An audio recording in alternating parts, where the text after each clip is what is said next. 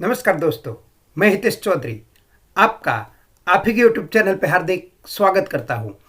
जैसा कि हम हर वीक आपके लिए वीकली टेक्निकल एनालिसिस की वीडियो में हमारे इंडियन मार्केट का क्या रुख है, ग्लोबल मार्केट के क्या हालात है और ये सारे बातों को कंबाइन करके हम आने वाले ट्रेडिंग सेशन में हम इसे अपनी और किस तरह से पॉजिटिवली इस्तेमाल कर सकते हैं, ये सारी चीज़ें जानने का हम प्रयास करते हैं।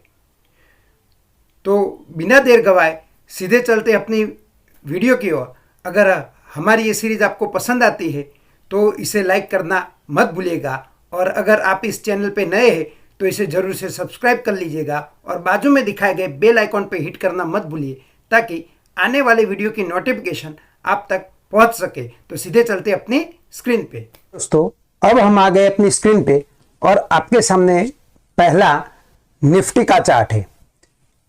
जैसे कि हमने पिछले वीक आपको बताया था कि निफ्टी पे एक बेयरिश एंगल्फिंग पैटर्न बन चुका था, लेकिन इस बार हम देखें तो ये जो बेयरिश एंगल्फिंग पैटर्न है वो अब निरस्त हो चुका है।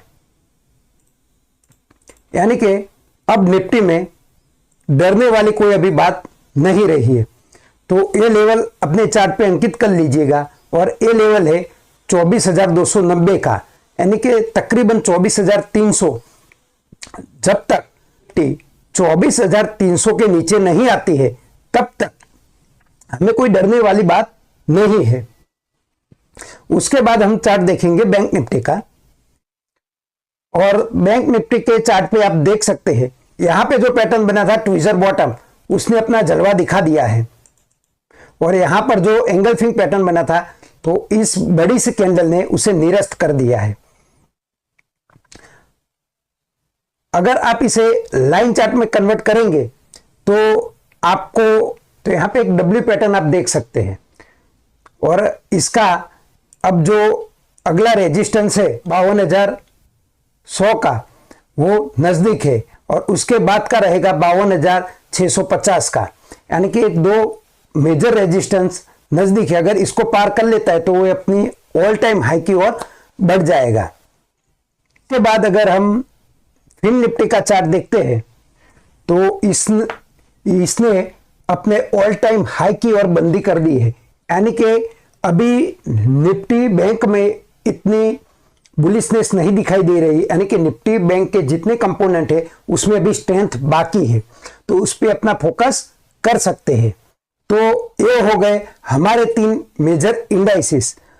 हम हर वीक ये मेजर इंडाइसिस के अलावा सेक्टोरल इंडेक्स में क्या हो रहा है वो जानने के लिए एक एक सेक्टर को हम देखते हैं।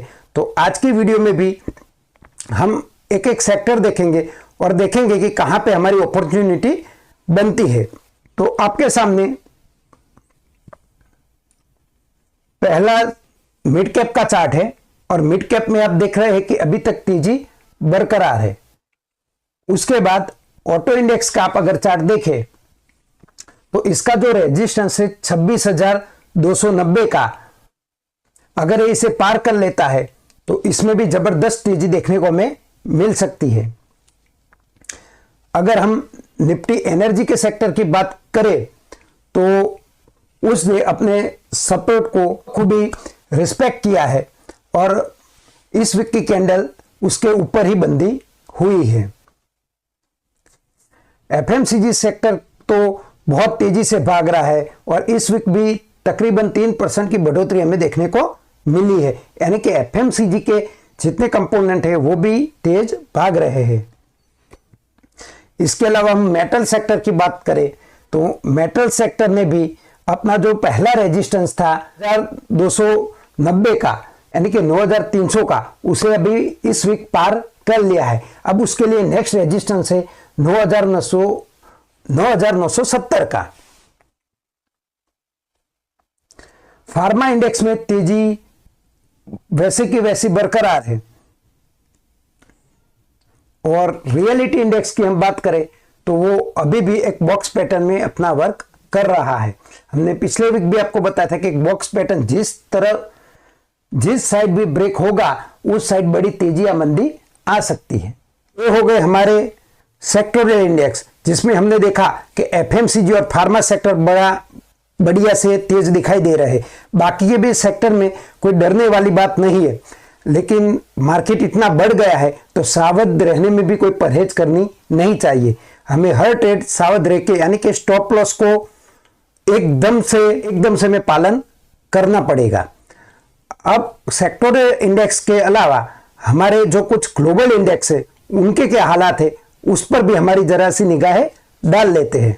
आपके सामने पहला चार्ट है डाउ जोन्स का, और इसमें आप देख सकते हैं कि पिछले वीक जो मंदी आई थी तो इस वीक लगभग उसने कवर कर ली है, यानी कि अभी जो मंदी के अनुसार थे वो खत्म हो चुके हैं। अभी अमेरिका में जो इलेक्शन का माहौल है उसकी वजह से वॉलेटिलिटी अभी बढ़ रही है। आप कैंडल साइज देख के पता कर सकते हैं कि अभी कितनी वॉलेटिलिटी चल रही है। इसके अलावा हमारी निगाह हम नास्डेक के चार्ट पे डालें तो नास्डेक के चार्ट पे जो मंदी आई थी इसने भी इसे कवर कर लिया है, और इसका जो नेक्स्ट रेजिस्टेंट है 19,570 का, वो मेरे ख्याल से सोमवार या मंगलवार को ये पार हो जाएगा। इसके अलावा हम यूएस गवर्नमेंट बॉन्ड पे अपनी निगाहें डालते हैं तो इसमें अभी हमें मंदी देखने को मिली है, तो वो हमारे लिए अच्छे संकेत है और मार्केट भी इसी वजह से आगे बढ़ा है। अगर डॉलर इंडेक्स की बात करें तो वो अभी तक एक सीमित दायरे में कारोबार कर रहा है, उल्टा इसमें भी मंदी देखने को मिली है, और डॉलर इंडेक्स की मंदी हमारे लिए एक पॉजिटिव संकेत है। दोस्तों, ये हो गए ग्लोबल इंडाइसिस और हमारे इंडियन के इंडाइसिस के बारे में।